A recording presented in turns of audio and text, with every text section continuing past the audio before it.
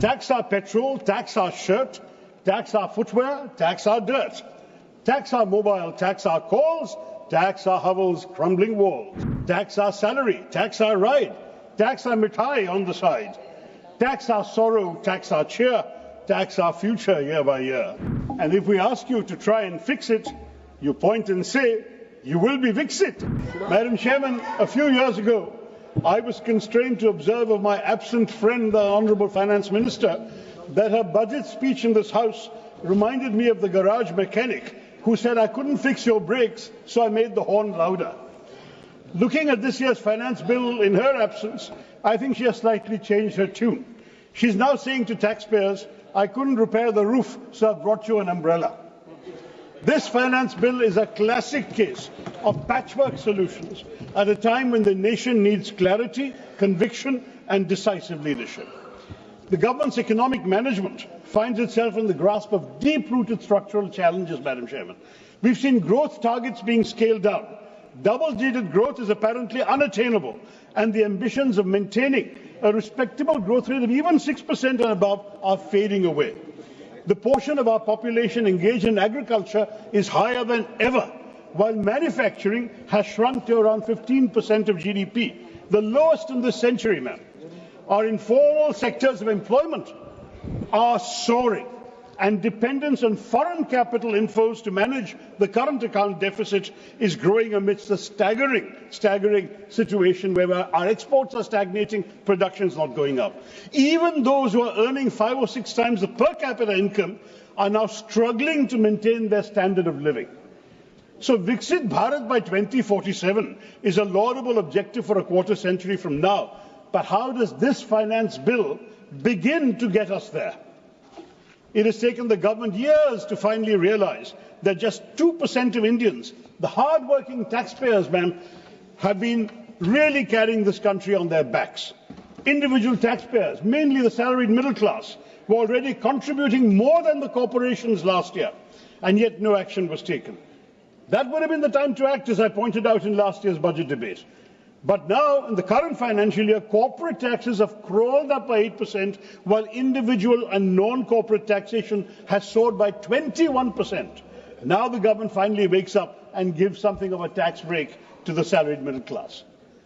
Who else is financing the government? The Aam Aadmi, through indirect taxes, most notoriously GST. Instead of the good and simple tax we all wanted, India has multiple and confusing GST rates, including the highest GST rate in the world at 28%. But tax revenue still lags at 18% of GDP. In contrast, China has 13% GST cap, but they collect 20% of GDP with it. Vietnam has an even lower 8% cap and collects 19% of GDP. Thailand, GST is only 7%, ma'am, and they get net 17% of GDP. Now, beyond exorbitant rates, our system carries a dubious tax, the dubious burden of being the most complex tax in the world. 77 countries have GST, and they impose only 1 or 2 tax slabs. This multi-rate structure in our country has only further raised the compliance burden for businesses. Indeed, bifurcating input tax claims based on different product tax rates is a significant hurdle for businesses. There's supposed to be an advanced ruling mechanism that should help, but I can tell you from the MSE food sector in Kerala, the MSMEs there, that applications are left unheard for months, even years. And our traditional snacks in Kerala, like Parampuri, Vada, Ada, Korkata, all face an unfair 18% tax simply because of the absence of an assignable HSN code. With a shelf life of under 24 hours, these snacks often go unsold and are discarded. But sadly, their input tax claims are denied, leading to mounting losses. This system, I'm sorry to say, is less a tax and more a punishment. So much for the claims of ease of doing business. And where does all this money, all this tax, direct and indirect, end up? Mostly lost, apparently, because 28.59 lakh crores, both disputed and undisputed, in unrealized tax revenue, has been sitting untouched in this finance bill, nearly double the amount from fiscal year 21. Imagine if this was actually realized, our entire fiscal deficit for fiscal year 25 could be vanishing overnight. But no, instead, 13.97 lakh crores in corporate tax remains unrealized. Only 9.11 lakhs has been collected. Similarly, non-corporate tax demand stands at 14.62 lakh crore. Collections lag at 10.45. And GST evasion has doubled to 2 lakh crores already this year. With 18,000 fake entities caught, many more remain undetected. Now, while all this is going on, between 2017 and 2022, 35,000 wealthy Indians, the so-called high net worth individuals, left our country to relocate abroad, complaining of tax terrorism. Obviously, when rich people migrate, their wealth also migrates with them. And this affects revenue generation, wealth creation, employment opportunities. Surely we need to review not just their effective tax rates, but the manner in which tax demands are made that drive such people away. Unleashing tax terrorism is self-destructive, madam. It reduces sources of long-term revenue from future wealth creation. The government's attempt to raise money through other means, all failure. Through disinvestment, underwhelming results. They've abandoned the strategy. Reports suggest that the PLI scheme, introduced with such fanfare, will also be allowed to lapse because it hasn't worked. Such is the state of affairs that the government now relies on the Reserve Bank of India's dividend as a major source of revenue. That's neither sustainable nor ideal. And this bill prompts another question, Madam Chairman. If the government is set to forego almost 1 lakh crores in direct tax revenue and 2,600 crore in indirect taxes, on top of the inevitable drop in import tariffs due to likely reductions in customs revenue prompted by our responses to the American government policies, and on top of that declining capital gains tax amid a stock market downturn, then revenue receipts are going to be further squeezed across all these categories. How can the government claim it will cut the fiscal deficit to 4.4% for the coming financial year? The maths don't add up. Is our finance minister, welcome Madam Finance Minister, are you offering us Jadugar economics? How can we reduce the fiscal deficit in these circumstances? And if we do, who pays the price? And let me ask, ma'am, very frankly, why is it that only 2% Indians are paying income tax? The reasons are endless. Unemployment, income inequality, poverty, inflation. But can the government continue to run itself on the backs of just 2% of our people? While the economy is crawling forward at a snail's pace, income distribution is as lopsided as ever. The top 1%, their share more than doubled, from 10% in 1991 to 23% in 2023. And then the top 10%, so the top 1% went to 23%, the top 10% went from 35% to 59%. And the bottom 50% of our population, their share of our national income has shrunk from 20% to 13%. Clearly, prosperity and growth aren't slow for everyone, just for those of the bottom half of our population. But they're the ones who need progress the most. Madam Chairman, it's becoming almost painfully repetitive. Every time we talk about unemployment, we're faced with the same grim statistics. Reports predict we need to generate 10 million jobs annually from 2024 to 2030 to keep up with the growth targets.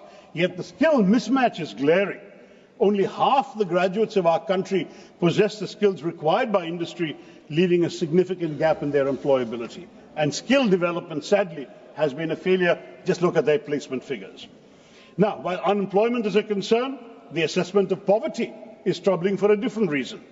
The NFHS 5 data reveal that 14.96%, 15% of India's population is multidimensionally poor.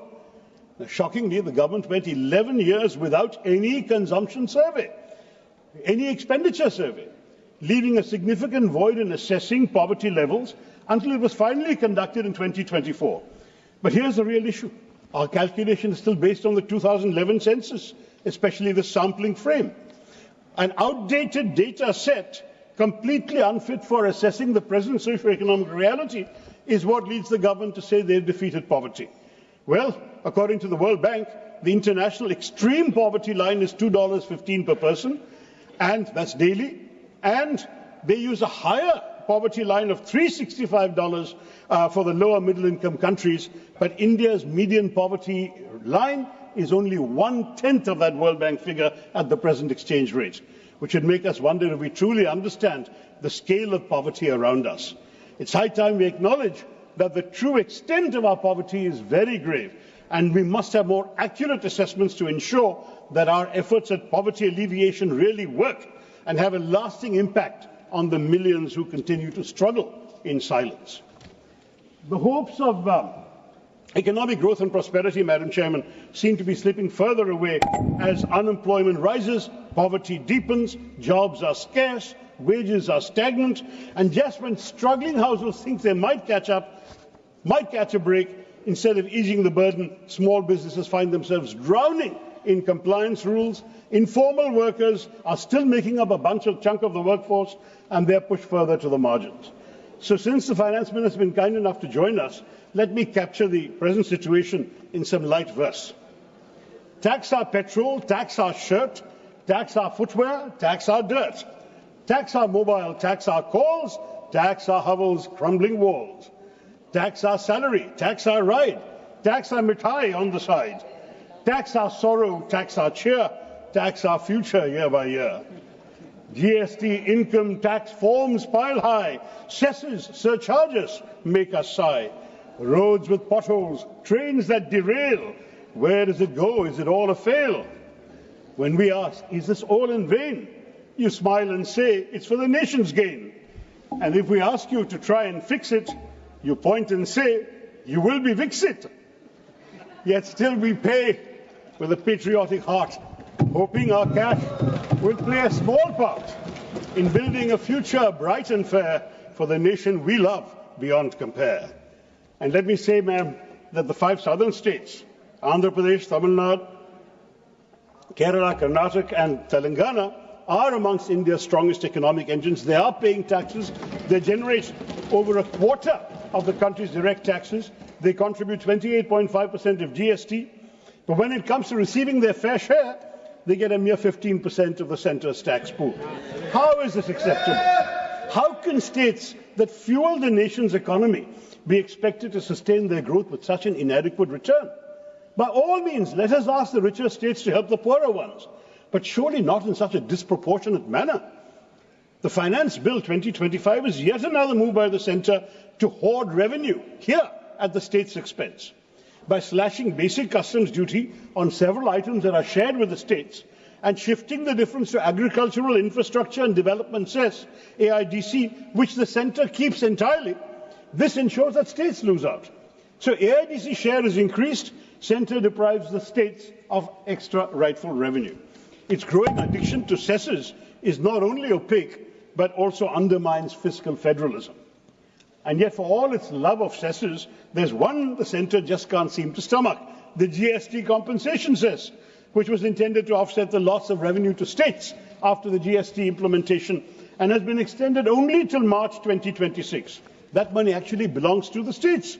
States have repeatedly demanded that their share in vertical devolution be raised from 41% of revenues to 50%, a reasonable demand, but one that continues to be ignored. And what happens when states have grievances? Nothing. Once the Central Finance Commission submits its report, it dissolves, leaving states with no constitutional mechanism to challenge or negotiate their share. Where is the accountability? We could have had an independent fiscal council to serve as a redressal body, ensuring that states have a say in how their hard-earned revenue is allocated. And I urge the Finance Minister to consider such a method, because shouldn't those who contribute the most to the nation's economy have a voice to receive a fairer share? Or can the cycle of economic injustice just continue unchecked?